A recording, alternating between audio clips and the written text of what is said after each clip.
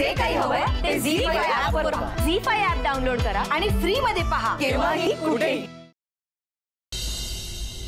Excuse me, Gurunath सुभेदार कुठल्या ward मध्ये? ते ऑपरेशन थिएटरची बाजूची रूम. ओके. हॅलो शालू बेबी, कुठे आहेस तू?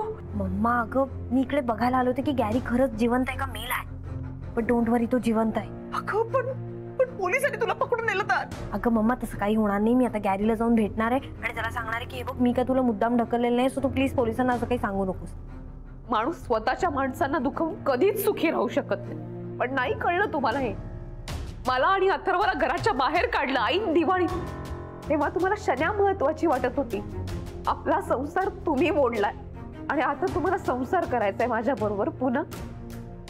मला नेहमी तुम्ही हवे होता, तुमच्या बरोबर संसार करायचा होता मला. पण माझ्याच्याने आता हे शक्य नाही. मी तुमच्या बरोबर नव्यानं संसार नाही करू शकत. गॅरी, गॅरी कसा आहेस तू? तुम्ही कोण आहात ताई? ताई शनया, मी तुझी बायको. Gary, what is happening? माझं लग्न झालंय. माझी एकच बायको आहे जिचं नाव राधिका. राधिका, तुम्ही काहीतरी काहीतरी बोलतायत. मला म्हणे लग्न झालंय आपलं काहीतरी आणि काहीतरी भलतेच नाव. अरे सौमित्र, वा वा वा, कसं आहेस तू? किती वर्षांनी सौमित्र बनते, आठवलं का तुला? अजून दुखतंय मला असं गरगरलं. ते कालच्या पार्टीमुळेच झालं असेल बहुतेक. पार्टी?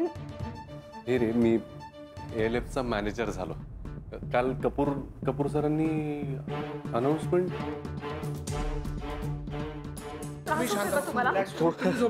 थोडं जरा राधिका, बिल भरलं का जेवायचं आपण?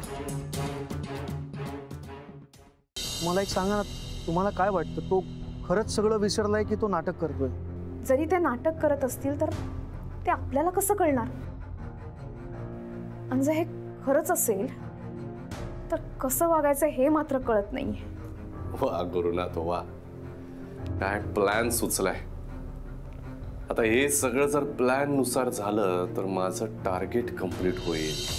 मला काय वाटतं ना खेड्या, आपण गॅरीला जाऊन एकदा एकांतात भेटायला हवं. किंवा ना कमीत कमी आपण हे तरी शोधायला हवं की तो नाटक करतोय की हे सगळं खरं आहे. केडी, शनाया आणि सुलक्षणा, तुम्हाला तुमचा जुना गुरु तेव्हाच मिळेल जेव्हा हा प्लॅन सक्सेसफुल होईल. एकही कप्पा रिकामा नाहीये. कुठे लावता हे असंच वागत राहिलीस तर बेदखल करशील, तुम्हाला डिवोर्स वगैरे देऊन टाकशील. आई बाबा, आई बाबांचं काय मध्ये? अच्छा, त्यांना इकडे झोपायचंय का? त्यांना इथे थांबायचं असेल तर त्यांना राहू दे. आपण एक काम करू, तुझंही सामान घे, आपण अथर्वच्या रूम मध्ये शिफ्ट होऊ. काही प्रॉब्लेम आहे का? यांना काही आठवत नाही आत्ताच. आणि डॉक्टरांनी हे सांगितलं की तुम्ही त्यांना हे सगळं आठवून देण्यासाठी काही प्रयत्न करू नका. यांना असं वाटतं की आपण पूर्वीसारखंच बेडरूम मध्ये झोपतोय वगैरे. तुम्हीच सांगा कसं शक्य आहे हे? तुम्ही दोघांनी मला स्टोरी सांगितली नाही. काल रात्री मी तुमच्या मध्येच झोपलेली, तरी तुम्ही सांगितली नाही. आजपासून आपल्यावर कोण झोपणार आहे माहितीये का? कोण? बाबा. बेडरूम मध्ये तर शिरकाव केलाय, आता कंपनीतही कसा शिरतो बघच. बाबा सुनबाई, बस जरा, मला बोलायचे तुझ्याशी.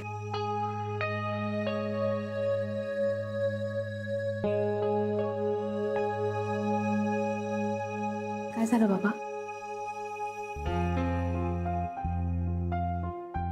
सुनबाई, घरात जे काही घडतंय त्याच्याकडे माझं लक्ष नाही असं अजिबात नाही.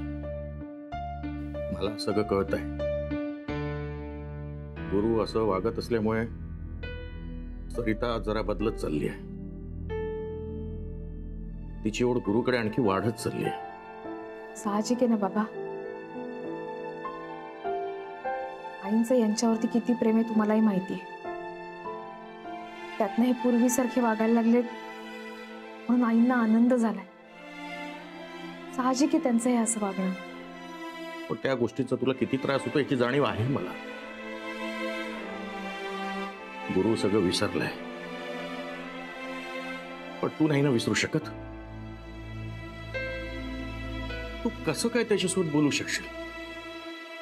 कसं काय राहू शकशील? हे सगळं कसं निभावू शकशील? बाबा तुम्हीच म्हणता ना, प्रत्येक अडचणीतनं मार्ग निघतोच. मलाही उत्तर सापडलंय. म्हणजे मी अथर्वला सांगितलंय की आमच्या बेडरूम मध्ये येऊन झोपायला. हा, हे छान केलंस. का छान केलं बरं? नवरा बायको आहेत दोघांचे एकमेकांवर अधिकार आहे का नाही? नवरा तिच्यासोबत नाही राहणार तर मग कुठे राहणार बरं? का राधिका, बरोबर बोलत आहे ना मी? आई पण काऊन बरं? का चुकीचं बोलले मी? आई पण आता आमच्यात पूर्वीसारखं नाही राहिलंय. राधिका, आपण नव्यानं सुरुवात करायला का हरकत आहे बा? काय हरकत आहे म्हणजे? सरिता काय बोलतेस तू? का नाही बरं? गुरु तर सगळं विसरून गेला आहे का नाही? ह्या शण्यापासून तर सगळंच विसरला आहे तो. मग का त्याला आपण सगळ्याची आठवण करून द्यायची का? अहो, अजूनही तो राधिका आणि त्याच्या संसारातच आहे, राधिकाचा नवरा म्हणून. सरिता, चुकीचं वागल्यानं नेमका तोच काळ गुरु विसरलाय. गुरु विसरलाय, आपण नाही. आणि तू म्हणतेस त्याप्रमाणे जर सुनबाई परत नव्यानं त्याच्यासोबत संसार करायला लागली आणि मध्येच त्याला सगळं आठवलं, तो हे सगळं सोडून निघून गेला तर? भाई, तुम्ही शुभ शुभ बोला ना. हो, मी बोलतोय ते कटू सत्य आहे, पण तू या सगळ्या गोष्टींचा विचारच करत नाहीयेस. अगं, उद्या बरा झाल्यावर तो शनायाकडे निघून जाऊ शकतो. गॅरीला आपण कोणीही लक्षात नाही, तो सगळ्यांना विसरलाय आपल्या. मला तर ताई म्हणला तो. आपण ना गॅरी समोर त्याचा भूतकाळ उभा करूया. इतकी वर्ष ओळखते तुला, एक संपलं की दुसरं काहीतरी शोधून काढतोस तू राधिकाला त्रास द्यायला. कोण आहे? का बरं इथं येत आहे? माझ्या पोराचा अपमान करताय सगळ्यांच्या समोर. हे बघ, यांना आता बरं नाहीये, यांना मला सांभाळायला हवंच आहे. आई पण खूप काळजीत आहे. पुन्हा तू गुरुनाथसाठी हळवी झालीस ना, तर मग कुणाची सिंपती तुला मिळणार नाही, कारण तो तुझा मूर्खपणा असेल.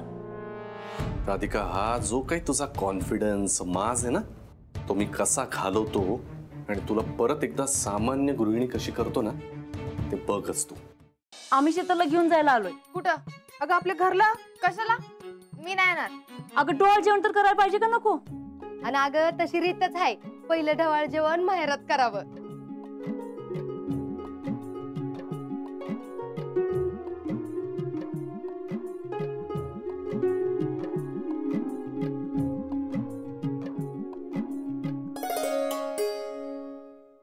बर्थडे पार्टी होती की मुलगी दाखवायचा कार्यक्रम?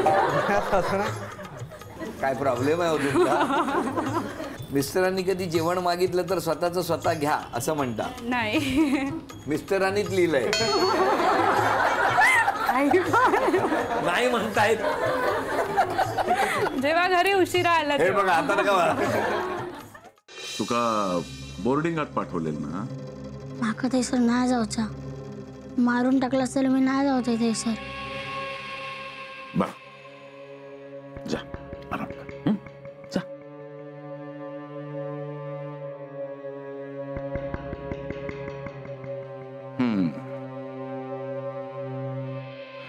असा ते का समजून नाही कळणार.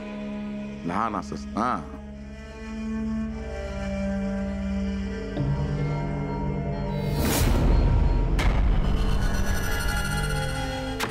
कारण ज्या अर्थी आपण स्वतः रद्दबदली करण्यासाठी आमच्यापर्यंत आलात, याचा अर्थ हाच होतो की काहीतरी महत्वाचं काम असणार, नाहीतर आपण स्वतः येणार नाही. भाऊजीलाही घेऊन जा बरोबर. अहो, पर परवाना नाही. जा हो, मी सांभाळीन पुढचं. तुम्ही बी चला की बरोबर. चला पंत, तुम्ही बरोबर असला की दोन गोष्टी ऐकायला मिळतील, शिकायला मिळतील. चला. आता तुम्ही म्हणताय म्हणून येतो. हे सगळं तुला कसं काय माहिती? मला हे सगळं तेव्हाच कळलं होतं, पण तुम्हाला तेव्हा सांगायला वेळ नाही मिळाला आई साहेब. तू हे काय बोलतेस ईशा? तू त्यावेळी कशी असशील ग? मी होते आई साहेब, फक्त तेव्हा माझं नाव ईशा नाही राजनंदिनी होतं. नमस्कार दादा. ते डॉक्टर प्रकाश दिवस दवाखाना आहे ना? पण डॉक्टर प्रकाश ते नसबंद वाले काय? अहो वय वय तेच ते, जरा हळू बोला की. किती काय ते किती पोरं झाली?